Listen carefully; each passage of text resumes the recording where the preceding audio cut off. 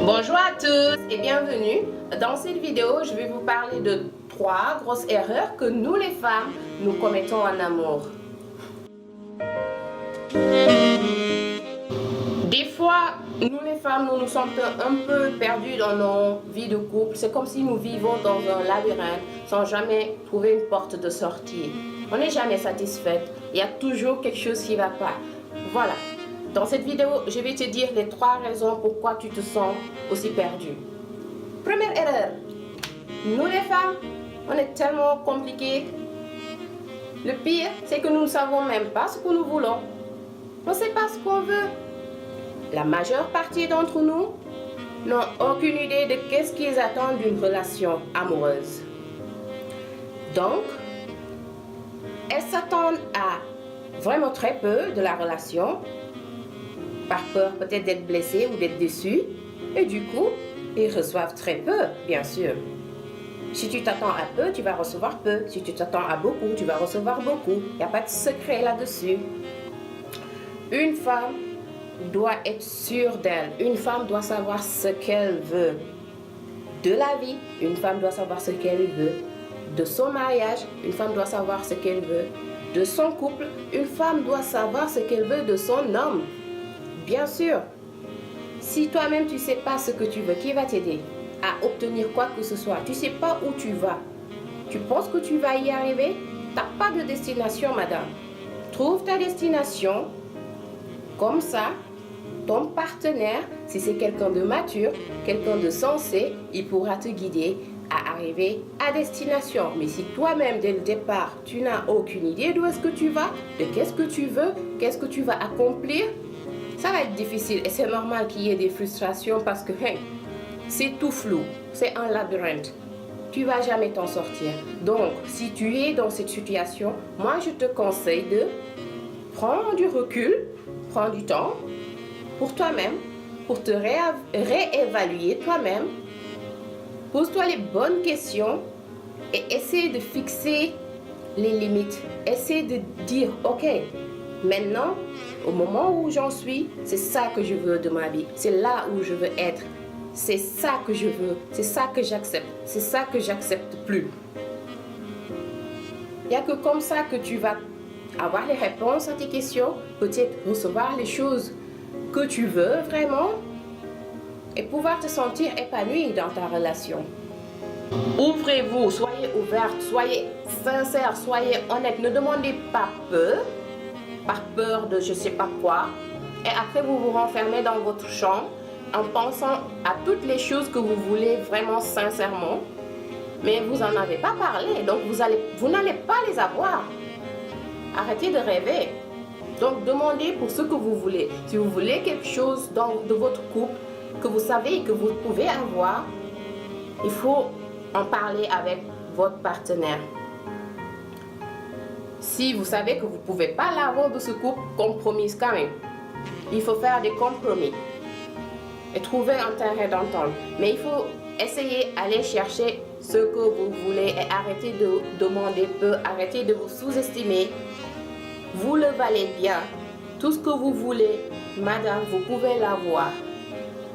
Dans la mesure du possible, mais il faut savoir ce que vous voulez. Donc, prenez le temps de chercher vraiment qu'est-ce que vous cherchez dans la vie, qu'est-ce que vous voulez sincèrement au fond de votre cœur et parlez-en avec votre partenaire. Il pourra vous accompagner, je suis sûre.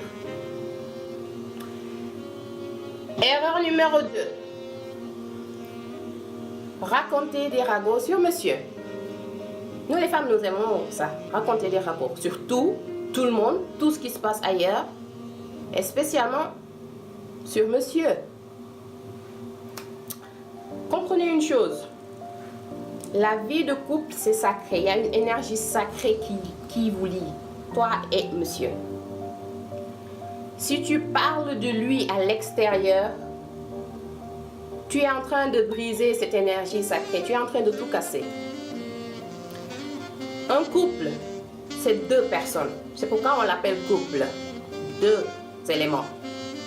Votre partenaire et vous. Rien d'autre. Si vous laissez une 3e personne entrer dans ce couple, c'est le début des ennuis, c'est le début des problèmes, c'est normal. Entre deux, tout peut se régler. Et s'il y a une troisième personne, ça devient un triangle, c'est compliqué. Donc, ne parlez jamais, jamais, jamais, jamais de votre vie de couple, que ce soit de l'intimité, que ce soit des problèmes que vous avez, que ce soit des erreurs que monsieur a commis, que ce soit quoi que ce soit. Si c'est un rapport entre toi et lui, le couple, ça reste dans le couple. Personne n'a à savoir, que ce soit bon ou mauvais. C'est entre vous deux. C'est vous qui formez une entreprise. C'est entre vous. C'est un team. Nobody have a place in there. Il n'y a que toi et monsieur. Vous réglez vos problèmes ensemble. Et le pire, c'est qu'il y a des madames, il y a des femmes, elles parlent des erreurs de monsieur, de ce que monsieur a fait de mal à l'extérieur, avec leurs copines, leurs meilleurs amis, papa, maman, tonton, tata, tout le quartier, tout le village sait que monsieur a fait tant, mais monsieur n'a aucune idée. Mais pourquoi vous ne parlez pas à votre homme? Parlez à monsieur, parlez à votre homme, c'est lui qui a fait l'erreur. Vous l'avez vu, vous l'avez reconnu, mais il faut l'aborder avec lui. Pas avec l'extérieur, ça ne les regarde pas, c'est pas leurs oignons. Réglez vos problèmes chez vous, arrêtez de raconter quoi que ce soit sur votre homme à l'extérieur. La meilleure personne avec qui parler pour vous soulager, on va dire, c'est votre partenaire. Et n'oubliez pas que nous les madames, Dieu nous a donné l'intelligence. On est intelligente. Si ton partenaire est difficile, c'est une personne très très difficile et c'est pratiquement impossible de t'asseoir avec et de converser avec. You will find a way. Il suffit d'être créative. Soyez créative, madame.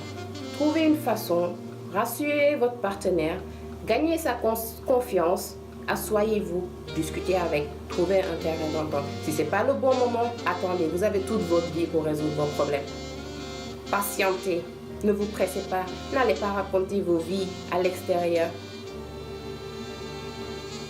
Évitez, s'il vous plaît, de raconter vos vies aux gens qui ne font pas partie du couple. Ça ne les regarde pas. Le pire, c'est qu'ils vont connaître ce qui se passe dans votre couple et ils vont le rapporter à d'autres personnes. Et ça, je vous assure, vous ne voulez pas que ça arrive. Si vous voulez rester dans un couple et si vous voulez que ça marche, gardez vos secrets pour vous et résolvez vos problèmes entre partenaires. Erreur numéro 3. Ça, c'est... Il y a beaucoup de femmes qui font ça. Regarder leurs hommes et les idéaliser. Ce que je veux dire par là, c'est avoir en tête, on va dire, l'homme parfait avec lequel vous rêvez d'être marié. Vraiment, c'est le top, cerise sur le gâteau. Malheureusement, votre homme n'est pas compatible avec ce que vous avez en tête. Et ce qui arrive, c'est que beaucoup de femmes, dès que l'homme, leur mari, commet une petite erreur, elles ont tendance à le comparer avec cet homme imaginaire, l'homme idéal. La plus petite erreur, la plus petite erreur que lui commet, il est critiqué. On s'attend toujours à ce qu'il soit meilleur. On s'attend toujours à ce qu'il soit ça. On s'attend toujours à ce qu'il soit mieux. On s'attend toujours à ce qu'il fasse les choses comme ça. On s'attend toujours à ce qu'il nous donne ça. On s'attend toujours à ce qu'il fasse ça. On s'attend toujours, on s'attend et on n'obtient pas. Mais parce qu'il n'est pas cet homme-là dont tu rêves. Il n'est pas cet homme. Il est unique. Il a sa personnalité à lui. Maintenant, ce qu'il faut faire, c'est prendre du recul, toi, et demande-toi pourquoi tu t'es marié avec cet homme, pas l'homme idéal. Demande-toi pourquoi. Pourquoi tu es marié avec lui si en permanence tu es en train de le juger, de le comparer avec quelque chose que tu aimerais avoir, mais malheureusement que tu n'as pas. Apprends à accepter la personne avec laquelle tu partages ta vie. Cet homme-là qui est là, à tes côtés, à te supporter, qui vit avec toi, qui te refuse rien du tout, accepte-le comme il est. Sois ouvert et compréhensif. Essaie de le connaître mieux. Essaie de le connaître Ne regarde pas que ses défauts. Regarde aussi les biens, tout le bien qui vient avec lui. Regarde les bonnes choses qu'il fait, les petits gestes qu'il fait pour toi. Regarde tout ce qui est bien chez lui. Et ne te focalise pas sur les erreurs qu'il commet, sur ce qui est mal avec lui, sur tout ce qui est négatif chez lui. Non, ça ne va pas t'aider. Tout ce que ça va faire, ça va te rendre misérable, ça va te rendre déçu. En permanence, tu seras déçu de lui. Et bien sûr, si tu es déçu de lui, tu vas toujours le juger dans ta tête. Et si tu le juges toujours dans ta tête, tu ne seras jamais ouvert à le voir pour la personne magnifique qu'il est. Arrêtez de comparer vos hommes avec ce que vous auriez aimé avoir. Vous ne l'avez pas, vous avez lui. Prenez soin de lui. Gardez-le bien. Occupez-vous bien de lui. Aimez-le. Et vous allez voir qu'il va vous rendre cet amour. Et ça va créer l'harmonie dans votre couple. C'était tout pour aujourd'hui. Je suis juste venue avec 3 erreurs. Croyez-moi, on en commet énormément. On commet énormément d'erreurs en tant que madame. Les hommes non plus ne sont pas innocents. C'était juste pour donner quelques conseils et vous réveiller un peu.